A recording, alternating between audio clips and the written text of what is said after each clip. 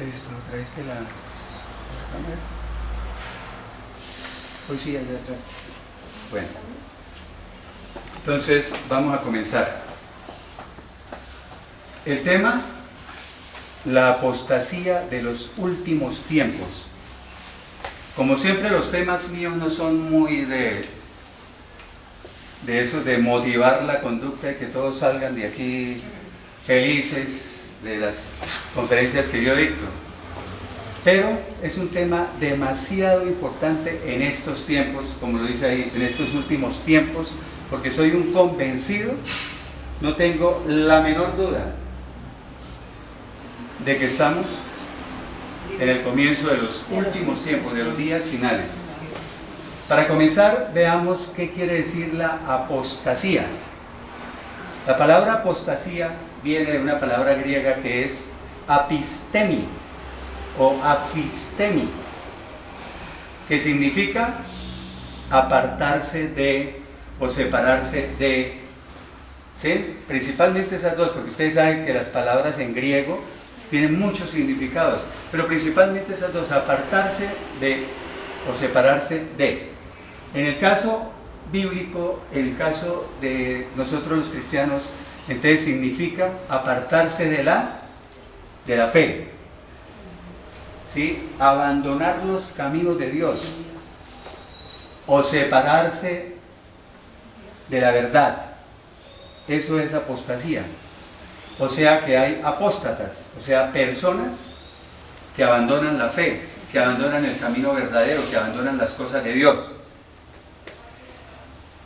Básicamente, siempre que yo traigo un tema, yo reviso diferentes libros de teólogos, de eruditos, escucho diferentes predicadores, para no traer solo una idea de lo que es la apostasía, sino lo que dicen todos. Lo que están de acuerdo todos es en que la apostasía casi siempre se refiere, o algunos dicen que se refiere únicamente a los que son creyentes y abandonan la fe. Pero yo traje, digamos, un grupo de 5 personas. Cinco grupos de personas que apostatan. La primera sería eso, los que son verdaderos creyentes y que abandonan la fe. Sería el primer grupo. Un segundo grupo que son los simpatizantes del cristianismo, o sea, los que van los domingos a la predicación, van con la Biblia, les gusta la alabanza, les gusta la música, les gusta oír los mensajes de la palabra de Dios, sí, pero que no son creyentes verdaderos, o sea, nacidos de nuevo. Entonces, ya no me gusta utilizar esos términos, pero es lo que mencionamos una vez como los cristinos o cristivios, sí, que están así como que sí, como que no, pero que en cualquier momento se van de la iglesia. El tercer grupo de personas o de apóstatas, como dice que apostasía es apartarse de la fe, ¿cierto? Abandonar, digamos, la palabra de Dios. Entonces el tercer grupo de apóstatas son los falsos maestros, los falsos predicadores, los que no enseñan la verdad, la sana doctrina, porque ellos entonces tergiversan la palabra de Dios a su acomodo y, como dijo doña Rosalía, a su acomodo y conveniencia, ¿ya? Para su propio beneficio. Entonces la cambian, ahí se están apartando del camino verdadero, la cambian para lo que acabamos de decir. Pero viene un cuarto grupo de personas que son los que se dejan influir por estos falsos maestros. Entonces son un grupo de personas que siguen a estos falsos maestros, y el problema es que entonces estos falsos maestros apostatan, pero también hacen apostatar a otros. Y esos que apostatan por culpa de esos maestros, pues muchas veces lo hacen por ignorancia, porque no conocen la palabra de Dios, y les enseñan lo que quieren y todo lo creen. O sea, apostatan, digámoslo, involuntariamente, ¿cierto? Sin querer queriendo.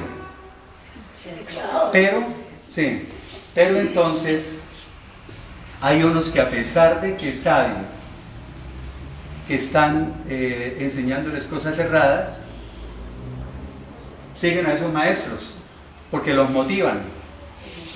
Toman la predicación como una motivación, ¿sí? Y el quinto grupo son los que nunca han recibido a Dios, me han dicho, los inconversos, los no creyentes, los que no tienen a Dios, no van a ninguna predicación, no leen la Biblia, o sea, los inconversos o pecadores que están practicando el pecado, ellos reniegan o rechazan las cosas de Dios, o sea que también son apóstatas, se están apartando de la fe verdadera. Entonces, quedando claro ese concepto, comenzamos. Los dos primeros textos, y voy a correr porque es larguita, entonces voy a que la saquemos en el menor tiempo posible. Estos dos textos son los clásicos con los que comienza cualquier predicador que va a hablar de apostasía. Y yo no soy la excepción. Primera de Timoteo, capítulo 4, versículo 1. Pero el Espíritu, ¿Espíritu qué? El Espíritu Santo, está con mayúscula. Pero el Espíritu dice claramente que en los últimos tiempos, o en los postreros tiempos, como dicen otras versiones, dice claramente, o sea, lo está diciendo contundente. Ahí no lo está diciendo a medias y como disimuladamente, no. Contundentemente está diciendo que en los últimos tiempos algunos apostatarán de la fe, o sea, algunos se apartarán de la fe verdadera, y escucharán, o sea, prestarán atención, o seguirán. ¿A quiénes? A espíritus engañadores. Pero estos espíritus no son los espíritus demoníacos, no son los demonios, son personas, espíritus. Acuérdense que nosotros somos espíritus, ¿no? La Biblia dice que somos espíritus. A espíritus engañadores. La palabra engañadores viene de una palabra griega que es planos, que significa impostor, suplantador, pero también quiere decir alguien que, o sea, un guía errado, alguien que guía pero erradamente, falsamente. Y seguirán a espíritus engañadores y seguirán ¿qué? A doctrinas. La palabra doctrinas, ¿qué quiere decir? Enseñanzas, correcto. Y se escucharán a doctrinas que provienen de demonios, o sea, enseñanzas que provienen de demonios. Está muy claro ahí. Y si son doctrinas de demonios, pues están en contra de la sana doctrina, de la sana enseñanza de la que habla la Biblia, ¿cierto? Está en contra de la sana enseñanza. Entonces, aquí tenemos el caso. Dice, algunos escucharán o seguirán o prestarán atención a esos que están engañando. ¿Ya? Ese es entonces el grupo que dijimos, el segundo grupo.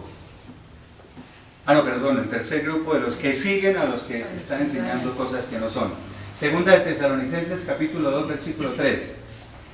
El versículo 1 y 2 de este capítulo viene hablando de la venida del Señor Jesucristo, de la segunda venida, del regreso del Señor. Entonces, este texto dice que nadie los engañe de ninguna manera. Está hablando del regreso del Señor. Pueden leer los versículos 1 y 2 en la casa. Dice, porque ese día, ¿cuál día? El día del regreso del Señor, dice, no vendrá sin que antes venga ¿qué? La apostasía. O sea, el día del regreso del Señor no vendrá sin que primero venga la apostasía y se manifieste el hombre de pecado, es decir, el hijo de perdición. En ese momento lo de abajo no tiene importancia. Es que el regreso del Señor no ocurrirá sin que primero venga la apostasía. ¿Por qué es importante esto? Leer uno muy detenidamente los textos, o sea, la exégesis. Porque es que hoy están hablando en las iglesias de que va a haber un avivamiento. ¿Sí? Lo que ellos llaman avivamiento es que todo el mundo se va a convertir a Cristo. Incluso los predicadores en cada país dicen, por ejemplo, el que está en México dice México para Cristo. O sea que todo México, todos los habitantes se van a convertir a Cristo. Colombia para Cristo.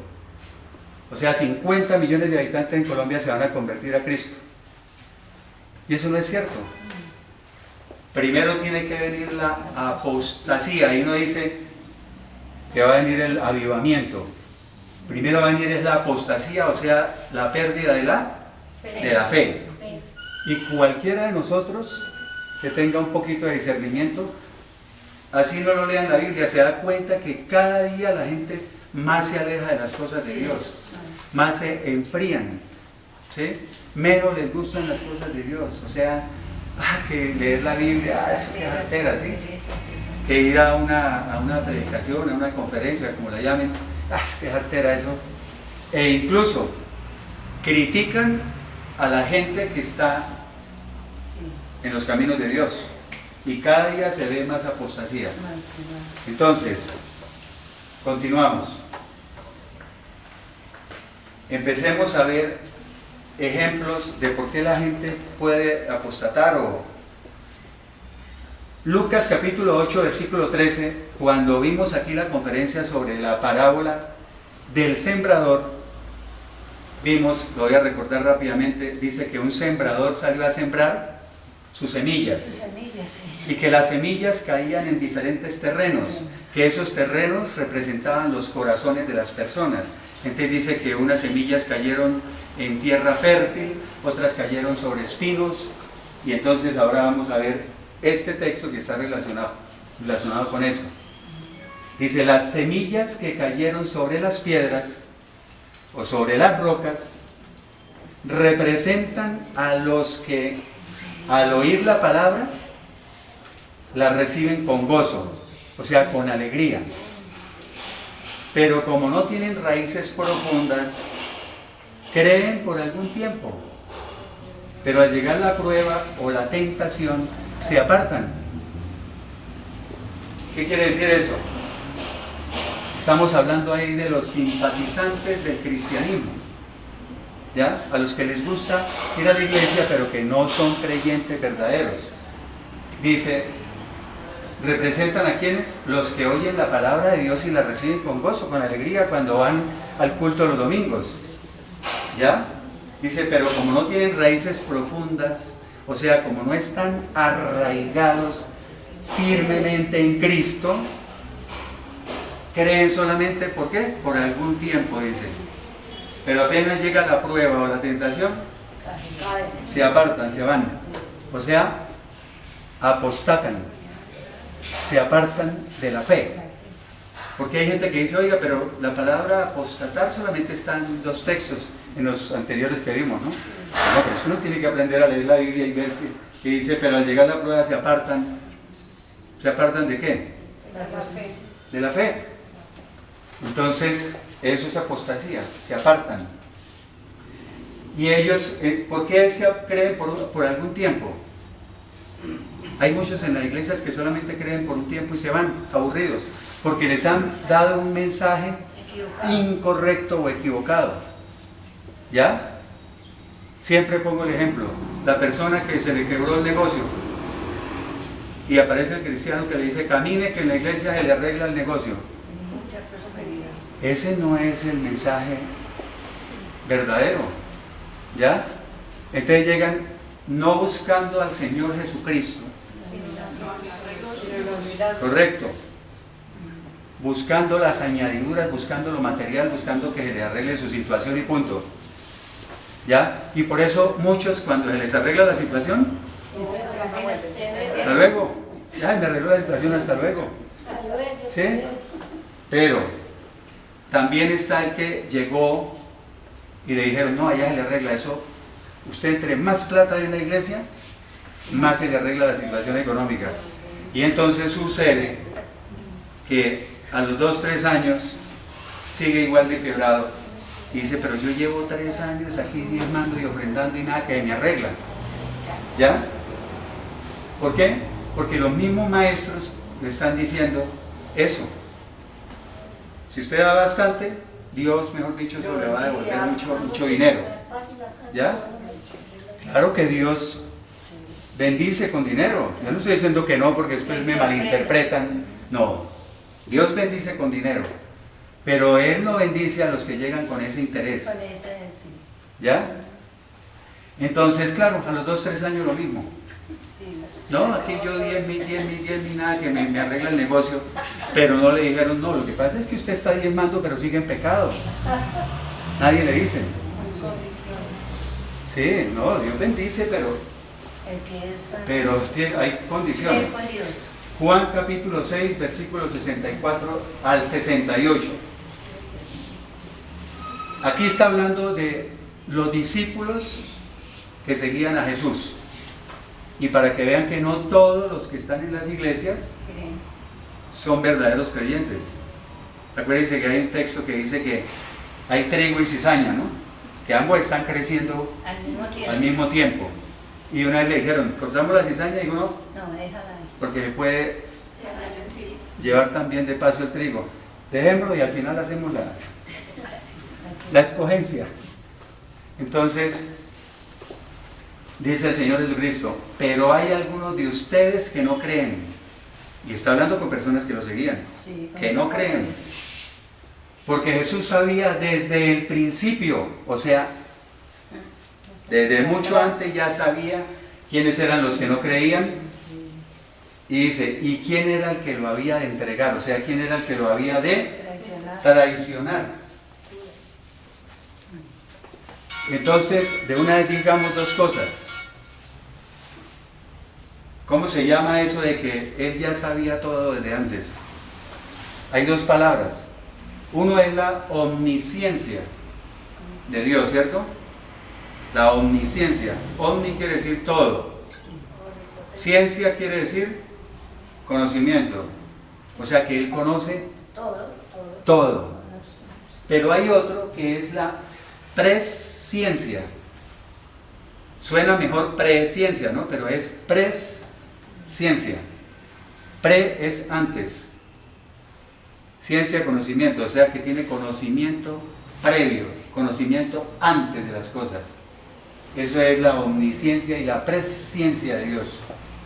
Bueno, versículo 65. Y dijo, por eso les he dicho que ninguno puede venir a mí si no le es dado del Padre. O sea, nadie puede venir a mí si no le es concedido eso por el Padre. O sea, como le escuché a un predicador y me gustó, no me lo atribuyo. Dijo, o sea que nosotros somos un regalo de Dios, del Padre, para el Señor Jesucristo, para el Hijo.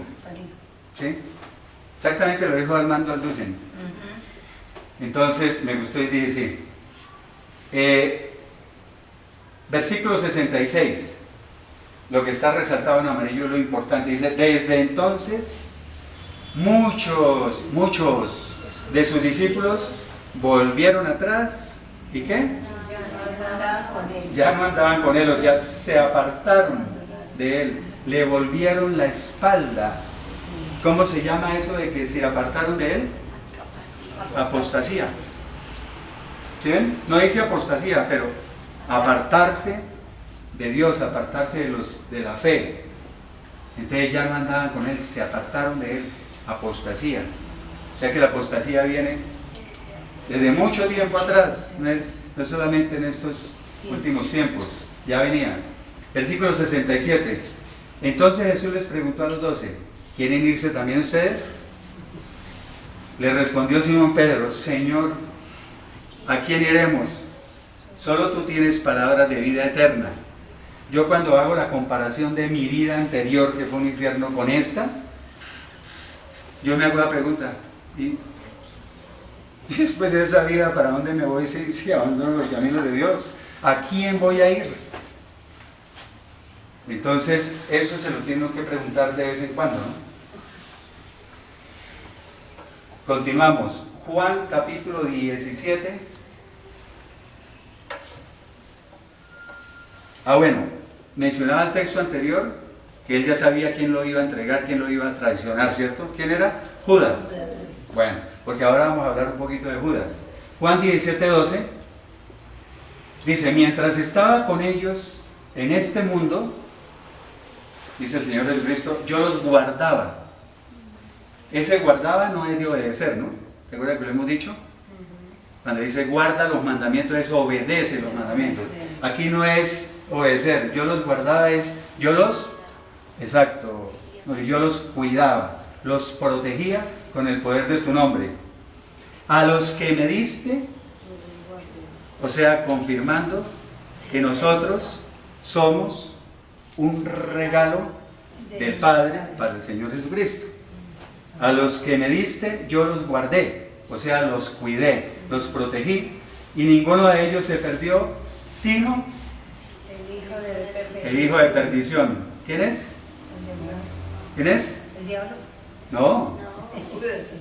Judas, correcto. Ninguno de ellos se perdió, sino el hijo de perdición, para que la escritura se cumpliera, para que se cumpliera lo que dice la escritura. Lo que pasa es que no, pero no está mal. Lo que pasa es que el hijo de perdición también llaman al anticristo, ¿no? En algunos textos. Es por eso la confusión que tuvo. Juan capítulo 13, versículos 10 y 11. Jesús le dijo, el que está lavado no necesita lavarse sino los pies, pues ya todo su cuerpo está limpio. Y ustedes ya están limpios, aunque no todos. Otra vez se está refiriendo a Judas. No todos están limpios. Como él sabía quién lo iba a entregar, o sea, otra vez la omnisciencia, el de conocer todo antes, la presciencia, conocer previamente las cosas. Como él sabía quién lo iba a entregar, por eso dijo, no todos están limpios. Y entonces, ¿por qué entré a esa parte de Judas? Por una sencilla razón. Yo escucho unos debates y unas polémicas en televisión, en internet, persona a persona, como dicen, que si se pierde la salvación o no se pierde. ¿Ya? Y en cuanto a eso, hay mucha confusión. Ahorita yo les voy a decir de una manera fácil si la salvación se pierde o no se pierde. Hace poco hablaba yo con un familiar cristiano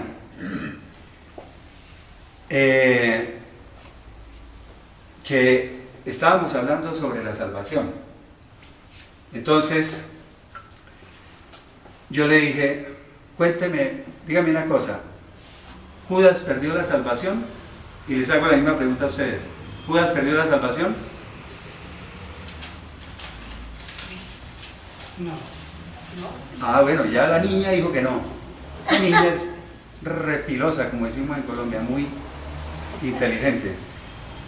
Y aquí dijo también Nora que no.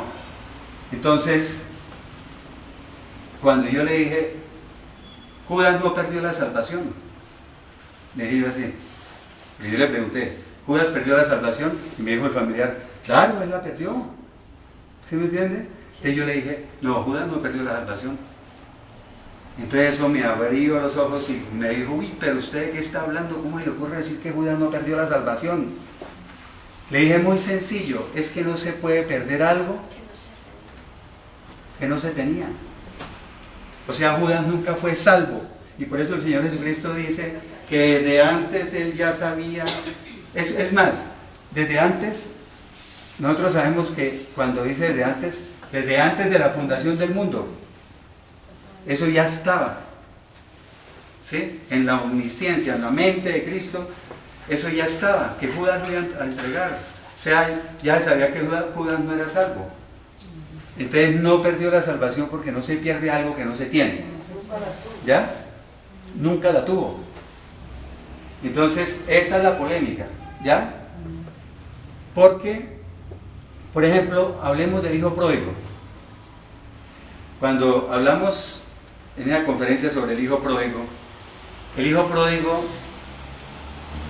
él estaba en la casa del Padre, ¿cierto? Esa casa del Padre representa, digamos, la iglesia, o que estaba en la casa de Dios, o lo que quiera. En todo caso, él estaba con Dios. Y dicen que se fue al mundo. Sí, se va a revolcarse con los cerdos, como vamos a ver más adelante. Se fue al pecado otra vez no, se fue a pecar. Pero ¿qué pasó con él? Se arrepintió, ¿cierto? Y regresó a la casa del Padre. Pidió perdón. Porque él era salvo. Él no perdió la salvación. Les explico. Puede ocurrir que llega una persona a la iglesia y cumple con todos los requisitos para ser un hijo de Dios. O sea, llega arrepentido, postrado ante Dios, se convierte a Cristo, el Espíritu Santo entra a vivir en él, lo sella el Espíritu Santo, ¿sí me entiende? Cristo llega a vivir dentro de él, inicia un proceso de santificación, o sea, en una sola palabra, un cristiano verdadero. Pero resulta que por cualquier motivo le dio por echarse una escapadita al mundo. Eso ocurre. Sí, claro. Se fue al mundo, se revolcó con los cerdos otra vez. A mí me gusta ese término. Sí, es que es verdad. Pero estando allá, se arrepiente y regresa a la casa del Padre como el hijo pródigo. No perdió la salvación. ¿Por qué? Porque ahí sí no la pierde. Él es salvo, pero regresa y ya. ¿Sí? Entonces ocurre también otro caso, el caso contrario. Una persona que lleva 10 años en la iglesia y es, mejor dicho, 1A, todo el mundo lo ve, eso sirve en todos los ministerios, en las alabanzas, en no sé qué, va a todos los cultos, diezma, ofrenda, va a todos los encuentros, carga la Biblia bajo el brazo, bueno, todo lo que usted quiera, ¿sí? Y lleva 10 años en la iglesia. De pronto se va, pero no volvió, y se fue a pecar, ¿sí? Y se va borrachera, mujeres, prostitución, bueno, todo el pecado ha habido para ver, y murió y no regresó. Entonces uno oye a la gente en la iglesia diciendo, no, imagínese perder la salvación. No, no la perdió. Es que él no era salvo, estaba en la iglesia, pero no había nacido de nuevo. Así de sencillo. ¿Ya? No nació de nuevo. Estaba ahí aguas tibias. El aguas tibias. Entonces, ¿sí ven? Entonces, ya para dejar esa polémica, así que si se pierde, que no se pierde. No, es que si es un cristiano verdadero, no la pierde. Y si no ha nacido de nuevo, no la pierde porque nunca la tuvo. Bueno, Juan capítulo 13, versículos 10 y 11. Jesús le dijo, el que está, no, ese ya lo leímos. Sí, que es de Judas, perdón. Juan 13. Y la diferencia entre Pedro y Judas, ¿cuál fue? Ahora que me acuerdo. Que Judas no se arrepintió. Pedro sí se arrepintió. ¿Sí? ¿Sí o no? Sí, Judas no se arrepintió. Y entonces puede alguien, siempre yo me adelanto a lo que puede decirme alguien. Oiga, pero Judas también lloró, y mejor dicho, eso se desesperó, se angustió, fue incluso devolvió las monedas que le habían dado, todo eso no es arrepentirse. No, porque entonces no se hubiera suicidado. ¿Sí o no? Pero que no vaya a ocurrir entonces lo que vimos con mi esposa, a un gran predicador, ¿sí? Eso sale en televisión, en radio y todo eso, y estaba hablando de si se pierde o no la salvación. Entonces él les decía, es que ustedes tienen que tener la seguridad de la salvación, tienen que estar seguros de su salvación. Y eso no está mal, ¿no? Si somos creyentes verdaderos, tenemos que estamos seguros de nuestra salvación, ahí no está mal. Pero entonces comenzó a hacerles una serie de preguntas y una vez lo mencioné aquí ya. Dijo, a ver, ustedes, mujeres, si ustedes se acuestan con su novio, ¿van al cielo, sí o no? Así fue. Ahí está mi esposa, que lo vimos ambos. Y entonces